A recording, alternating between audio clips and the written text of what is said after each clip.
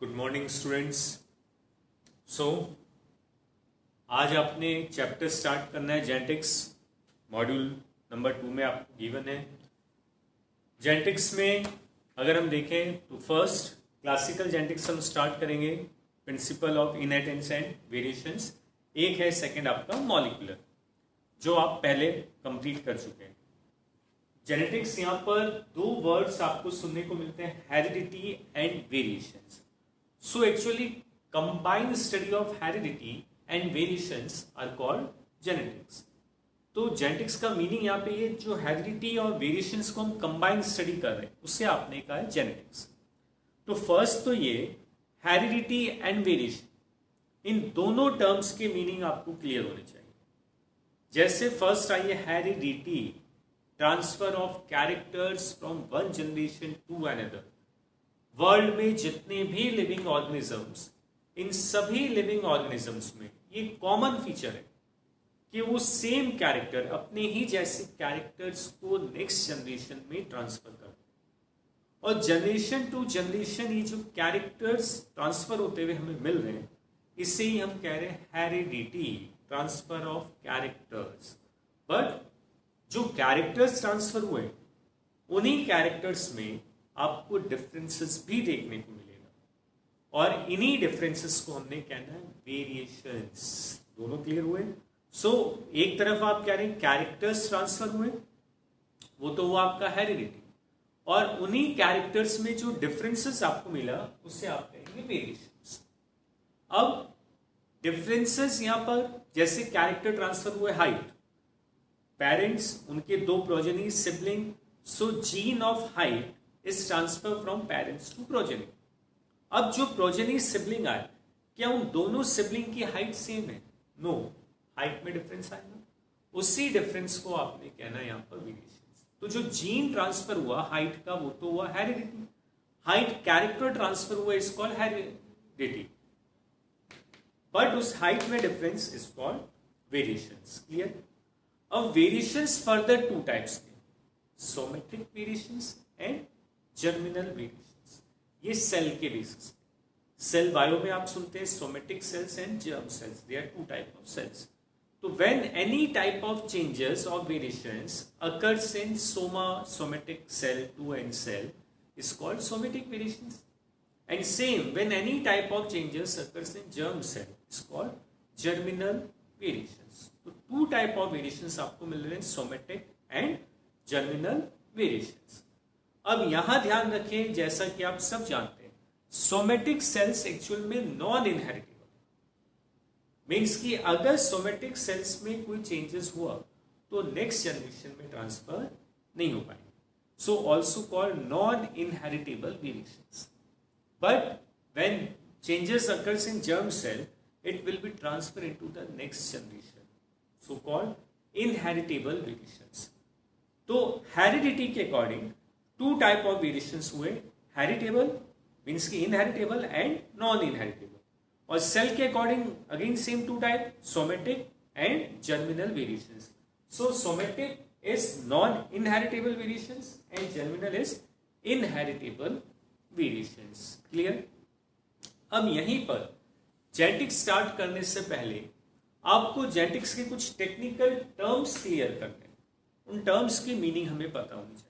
काफी simple basic terms है। First term is factor, most common famous term factor, given by Mendel.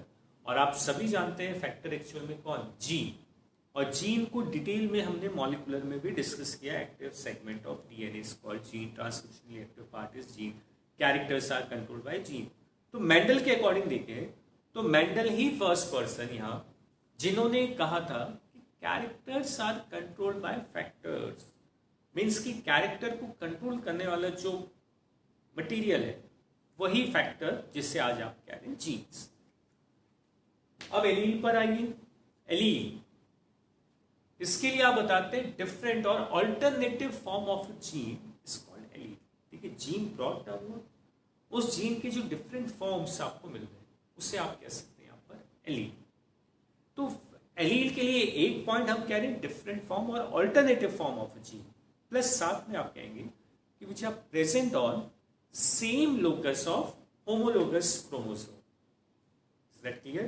कि present on same locus, locus gene bearing area, present on same locus of homologous chromosome, वो allele है। जैसे ये आप देखिए आपके सामने होमोलोगस क्रोमोसोम, इस होमोलोगस क्रोमोसोम के सेम लोकस पे, दोनों बिल्कुल सेम लोकस पे हमने नोट किए, एक जगह capital T, second small T. So capital T and small T both R allele. इसी तरह से अगर हमने यहां नोट किया ये same locus capital A both R allele. इसी तरह से अगर एक और आपने होमोलोगस क्रोमोसोम ड्रॉ किया और यहां हमने नोट कर लिया स्मॉल बी, सो ये भी कौन है? एलील।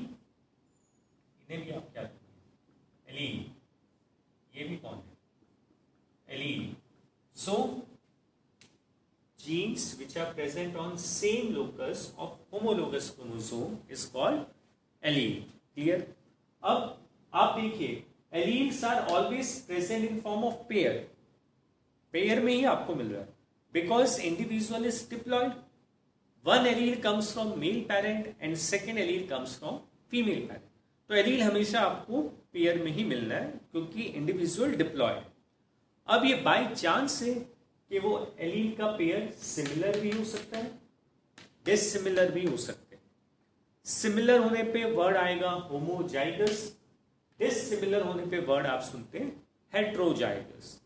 तो होमोजाइगस, हेट्रोजाइगस वर्ड ये एलील के रेस्पेक्ट में ही आपने कहा। देखिए ध्यान से, first active form of DNA is called gene, alternative form of gene is called allele which are present on same locus of homologous chromosome. जैसे हमने कैरेक्टर लिया हाइट, तो हाइट के लिए हमने नोट किया कैपिटल टी स्मॉल टी। हमने character लिया कलर, कलर के लिए कैपिटल ए। आपने कैरेक्टर लिया पॉड शेप, तो स्मॉल बी रैंडमली। तो चाहे कैरेक्टर हाइट है, कलर है, पॉड शेप है, सभी केस में एलील पेयर में। अब वो एलील सेम टाइप के भी हो सकते हैं, डिफरेंट टाइप के भी हो सकते हैं। क्योंकि पेयर क्यों है? क्योंकि पेरेंट्स से आए, one from male parent, second from female parent. अब बाय चांस से दोनों पेरेंट्स से एलील सेम भी आ सकते हैं, डिसिमिलर भी आ सकते हैं। सिमिलर हुए तो होमोजाइगस, डिसिमिलर होने पर हेट्रोजाइगस। क्लियर? अब यहाँ ए एंड बी, क्या इन्हें एलील कहेंगे? नो, इन्हें आप क्या कहेंगे? Non allele. T and A also non allele, क्योंकि लोकस सेम, ये डिफरेंट जीन्स है, नहीं क्रोमोसोम होमोलोगस आप देख रहे हैं। यानी कि डिफरेंट जीन्स को आप डिफरेंट अल्फाबेट में नोट कर रहे हैं। सेम अल्फाबेट चले तो एलील है, जैसे अल्फाबेट चेंज हुआ अंडरस्टूड वो नॉन एलील। क्लियर? तो factor, allele, homozygous, heterozygous. Now phenotype and genotype, काफी सिंपल वर्ड। फिनोटाइप एक्चुअल में एक्सटर्नल अपीयरेंस, जिस भी कैरेक्टर की हम बात करें उसकी मॉर्फोलॉजी, एक्सटर्नल अपीयरेंस को आपने कहना है फिनोटाइप। लाइक कैरेक्टर आपने लिया हाइट, तो हाइट में टॉल कौन हुआ? Phenotype. Dwarf phenotype, red colour phenotype, green colour. एक पर्टिकुलर ट्रेट को जब हम कैरेक्टर के मॉर्फोलॉजी देख रहे हैं तो उसे हमने कहना है फिनोटाइप। और उस फिनोटाइप के लिए जो एलील्स का अरेंजमेंट है, उस अरेंजमेंट को आप कहेंगे यहां पर जीनोटाइप। जैसे दोनों को समझिए, सपोज हमने फिनोटाइप का टॉल, तो टॉल तो कौन हुआ? फिनोटाइप। Tall is phenotype. अब इस टॉल दिख रहा है, appearance morphology is tall, but कैसा टॉल है ये? होमोजाइगस टॉल और हेट्रोजाइगस टॉल? ये तो क्वेश्चन मार्क है कि या तो ये कैपिटल टी टॉल हो या ये capital T small T tall. तो होमोजाइगस या हेट्रोजाइगस, ये कौन हुआ? जीनोटाइप। तो फिनोटाइप इज टॉल, जो मॉर्फोलॉजी है, और उसी मॉर्फोलॉजी के लिए एलील्स के अरेंजमेंट को हम कहेंगे यहां पर जीनोटाइप। तो ये टर्म्स आपको अच्छे से याद रखते हैं। देखिए, heredity, transfer of characters from one generation to next, और उन कैरेक्टर्स में जो डिफरेंस आया वो वेरिएशंस। अब वेरिएशंस मे बी सोमेटिक और germinal. Somatic is non inheritable, यहां जो भी वेरिएशंस होंगे वो उसी जनरेशन में रहेंगे, उस जनरेशन के खत्म होने के साथ ये वेरिएशंस भी खत्म हो जाएंगे। But germinal variations are inheritable, generation to generation pass होता हुआ आपको मिलता है। टर्म्स में फैक्टर टर्म जिसे हम कह रहे हैं gene, different form of gene is called allele which are present on same locus of homologous chromosome. Allele pair में आपको मिल रहा है because individual is diploid. So when allele comes from male parent, second from female parent. If both alleles are similar homozygous, both are dissimilar heterozygous. जो morphology उसे हम कहेंगे phenotype. और इस मॉर्फोलॉजी के लिए जो एलील्स का अरेंजमेंट है, मे बी होमोजाइगस और heterozygous, this arrangement is called genotype. Okay, thank you.